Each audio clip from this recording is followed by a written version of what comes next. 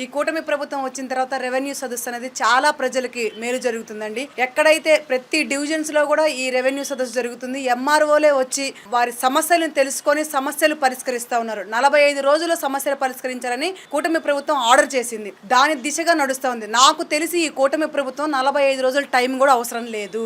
దాదాపు వారం రోజుల్లోనే సమస్య పరిష్కరించే రీతిలో ఈ రోజు కూటమి ప్రభుత్వం నడుస్తా ఉంది. ఎంఆర్ఓలు కానివ్వండి, ఇక్కడ ఉన్న సచివాలయ సిబ్బంది కూడా ప్రతి ఒక్కరు కూడా మినిట్ టు మినిట్ ప్రతి సమస్యను తెలుసుకొని ఆ సమస్యని పరిష్కరించే దిశలోనే నడుస్తూ ఉంది. ఆనాడు ప్రభుత్వం మింగేసింది, తినేసింది. ఈనాడు ప్రభుత్వం ఇస్తా ఉంది, ఇప్పిస్తా ఉంది.